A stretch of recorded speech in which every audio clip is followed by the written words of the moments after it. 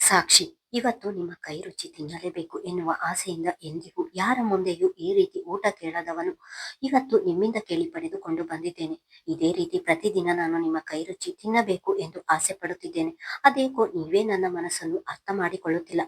ನಾನು ನಿಮಗೆ ಮದುವೆ ಇಷ್ಟ ಇಲ್ಲ ಎಂದು ಹೇಳುತ್ತಿದ್ದ ಹಾಗೆ ದೂರ ಸರಿಯುತ್ತೇನೆ ಎಂದು ತಿಳಿದುಕೊಂಡಿದ್ದೀರೇನೋ? No, never. ಈ ಅನುರಾಗ್ ಮುಂದಿಟ್ಟ ಹೆಜ್ಜೆಯನ್ನು ಹಿಂದೆ ಸರಿಯುವ ಮಾತೇ ಇಲ್ಲ. ಹೇಗಿದ್ದರೂ ಇಲ್ಲೇ ಇರ್ತಿರಲ್ಲ, ಪ್ರತಿದಿನ ನನ್ನನ್ನು ನಿಮಗೆ ಅರ್ಥ ಮಾಡಿಸುವ ಪ್ರಯತ್ನ ಮಾಡ್ತೀನಿ.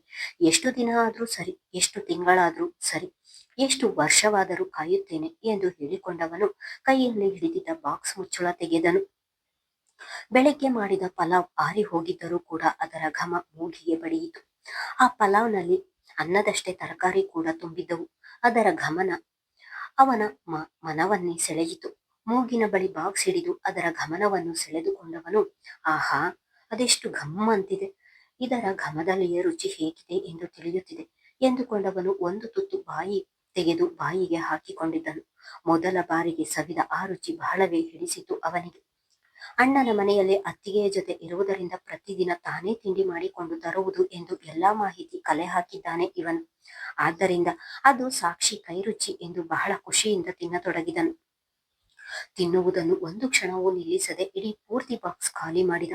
ಅದು ಚಿಕ್ಕ ಬಾಕ್ಸ್ ಆಗಿದ್ದರಿಂದ ಇವನಿಗೆ ಹೊಟ್ಟೆ ತುಂಬಲಿಲ್ಲ. ಆದರೂ ಮತ್ತೆ ಬೇರೆ ರುಚಿ ತಿನ್ನಲು ಮನಸ್ಸಾಗದೆ ಅಷ್ಟನ್ನೇ ತಿಂದು ಸುಮ್ಮನಾದನು. ಅಷ್ಟರಲ್ಲಿ ಅವನು ಆರ್ಡರ್ ಮಾಡಿದ ಫುಡ್ ಕೂಡ ಬಂದಿತು.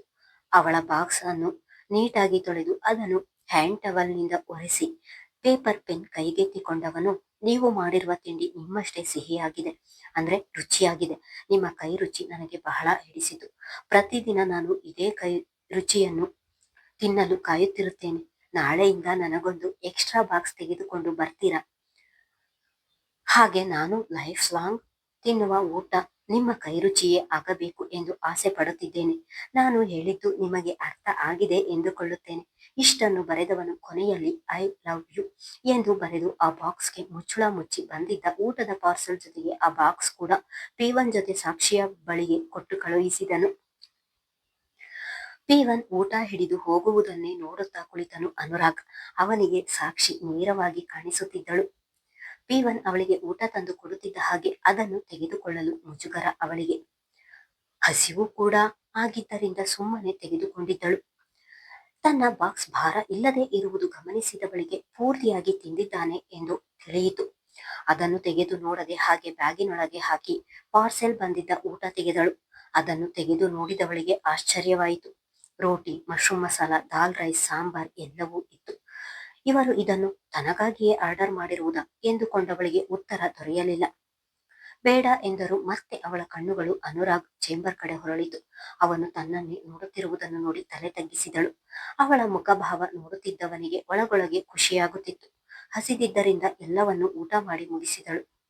ಅವಳು ಊಟ ಮಾಡುವ ತನಕ ಸುಮ್ಮನಿದ್ದವನು ಅವಳ ಮೊಬೈಲ್ಗೆ ಮೆಸೇಜ್ ಕಳುಹಿಸಿದ್ದನು. ಮೊಬೈಲ್ನಲ್ಲಿ ಮೆಸೇಜ್ ನೋಡಿದರೆ ಒಂದು ನಂಬರ್ನಿಂದ ವಾಟ್ಸಾಪ್ ಮೆಸೇಜ್ ಬಂದಿತ್ತು.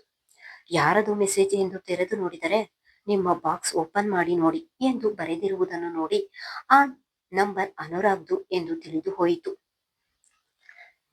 ತನ್ನ ನಂಬರ್ ಇವರ ಬಳಿ ಹೇಗೆ ಎಂದು ಹೆಚ್ಚಿಗೆ ಯೋಚಿಸಲು ಹೋಗಲಿಲ್ಲ ಅವಳು. ಆಫೀಸ್ ರೆಕಾರ್ಡ್ ನಲ್ಲಿ ಆಫೀಸ್ ಗ್ರೂಪ್ ಅಲ್ಲಿ ನಂಬರ್ ಇದೆಯಲ್ಲ.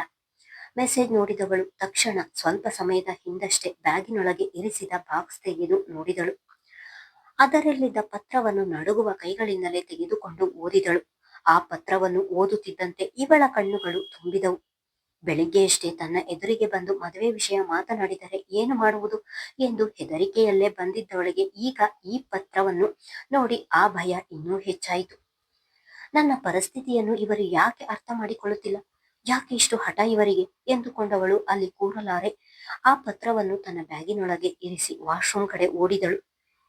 ಅವಳು ಪತ್ರ ಓದುವಾಗ ಅವಳ ಮುಖವನ್ನೇ ನೋಡುತ್ತಿದ್ದವನಿಗೆ ಅವಳ ಮುಖದ ಮೇಲಿದ್ದ ಭಯ, ಕಣ್ಣಿನಲ್ಲಿದ್ದ ನೀರು ನೋಡಿ ಇವನ ಮನಸ್ಸಿನಲ್ಲೂ ಕೂಡ ನೋವು ಆವರಿಸಿತು. ವಾಶ್ರೂಮ್ಗೆ ಬಂದವನು ಇಷ್ಟರವರೆಗೂ ತಡೆ ಹಿಡಿದಿದ್ದ ಕಣ್ಣೀರನ್ನು ಹರಿಯಲು ಬಿಟ್ಟಳು. ಇಷ್ಟು ದಿನ ನೆಮ್ಮದಿ ಸಿಗುತ್ತಿದ್ದ ಅದೇ ಜಾಗದಲ್ಲಿ ಮೊದಲ ಬಾರಿಗೆ ಕೆಲಸ ಮಾಡುವ ಜಾಗ ಅವಳಿಗೆ ಉಸಿರು ಕಟ್ಟಿದಂತಾಯಿತು. ಶರ್ವ ಅವಳ ಜೊತೆ ಕೆಟ್ಟದಾಗಿ ನಡೆದುಕೊಳ್ಳುವಾಗಲೂ ಅವಳಿಗೆ ಇಷ್ಟು ಭಯ, ನೋವು ಆಗಿರಲಿಲ್ಲ. ಅತ್ತು ತಾನೇ ಸಮಾಧಾನವಾದವಳು ಇದಕ್ಕೆ ಏನಾದರೂ ಒಂದು ಪರಿಹಾರ ಹುಡುಕಲೇಬೇಕು ಎಂದು ಹೇಳಿಕೊಂಡು ಹೊರಗೆ ಬಂದಿದ್ದಳು.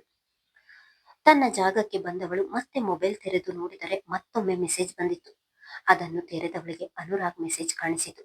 ಸಾರಿ, ನಿಮಗೆ ಹರ್ಟ್ ಮಾಡಬೇಕು ಎನ್ನುವ ಉದ್ದೇಶದಿಂದ ನಾನು ಆ ರೀತಿ ಮಾತನಾಡಲಿಲ್ಲ. ಐ ಆಮ್ ರಿಯಲಿ ಸಾರಿ ಎಂದು ಸಂದೇಶ ಕಳುಹಿಸಿದ್ದನು. ನಾನು ಅತ್ತಿದ್ದು ಇವರಿಗೆ ಹೇಗೆ ತಿಳಿಯಿತು ಎಂದುಕೊಂಡಳು. ನೀವು ಮೆಸೇಜ್ ಮಾಡುವುದು ನನಗೆ ಇಷ್ಟ ಇಲ್ಲ ಎಂದು ಹೇಳಬೇಕು ಎಂದುಕೊಂಡರೂ ಕೂಡ ರಿಪ್ಲೈ ಮಾಡುವುದೇ ಬೇಡ ಎಂದು ಹಾಗೆ ಸುಮ್ಮನಾದಳು. ಸಾಕೇತ್ ತಂಗಿ ಮದುವೆಗೆ ಒಪ್ಪಿದ್ದಾಳೆ ಎಂದು ತಿಳಿದ ದಿನವೇ ಬ್ರೋಕರ್ಗೆ ತಿಳಿಸಿದ್ದನು. ಸಾಕೇತ್ ಮನೆಗೆ ಬಂದಾಗ ಸಾಕ್ಷಿ ಕೂಡ ಮನೆಗೆ ಬಂದಿದ್ದಳು.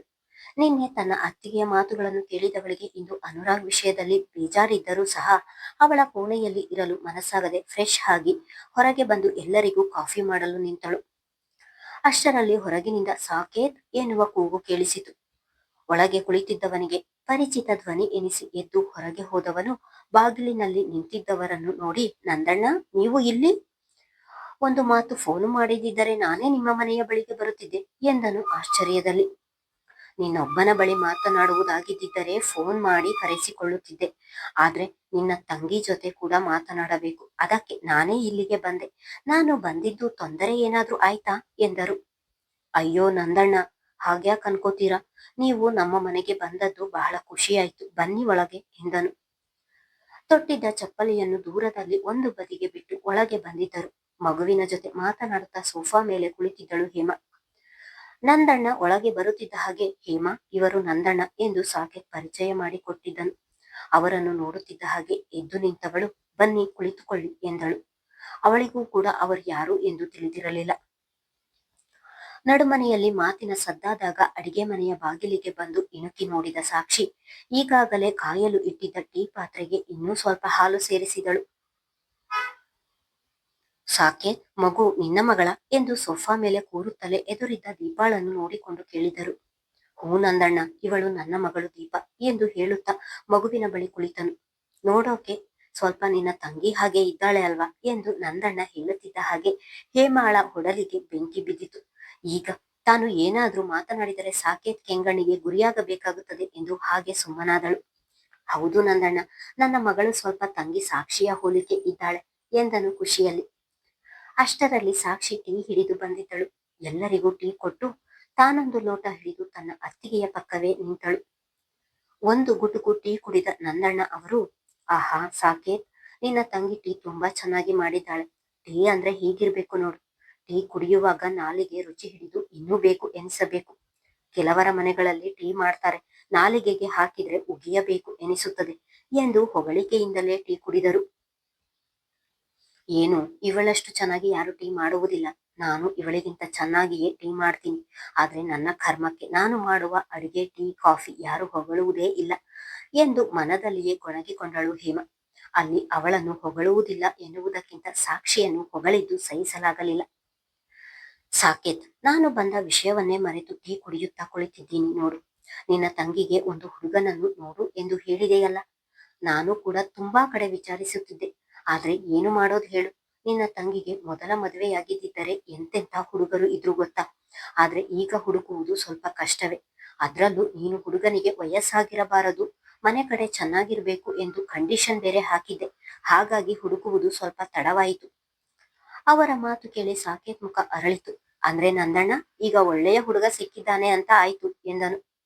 ಹೌದು ಸಾಕೇತ್, ಒಬ್ಬ ಒಳ್ಳೆಯ ಹುಡುಗನನ್ನು ನೋಡಿದ್ದೇನೆ. ಇದು ಅವನಿಗೆ ಮೊದಲ ಮದುವೆ ಎಂದು ನಂದಣ್ಣ ಹೇಳುತ್ತಿದ್ದ ಹಾಗೆ ಸಾಕ್ಷಿಯ ಹೃದಯ ಜೋರಾಗಿ ಹೊಡೆದುಕೊಳ್ಳಲು ಶುರುವಾಯಿತು. ಅದೇ ಭಯದಲ್ಲಿ ಮುಖದ ಮೇಲೆ ಬೆವರ ಹನಿಗಳು ಮೂಡಿದವು. ತನ್ನ ಅತ್ತಿಗೆಗೋಸ್ಕರ ಮದುವೆಯಾಗುತ್ತೇನೆ ಎಂದು ಹೇಳಿದ್ದಾಳೆ. ಆದ್ರೆ ಅದಕ್ಕೆ ಅವಳಿನ್ನು ಮನಸ್ಫೂರ್ತಿಯಾಗಿ ಒಪ್ಪಿಲ್ಲ.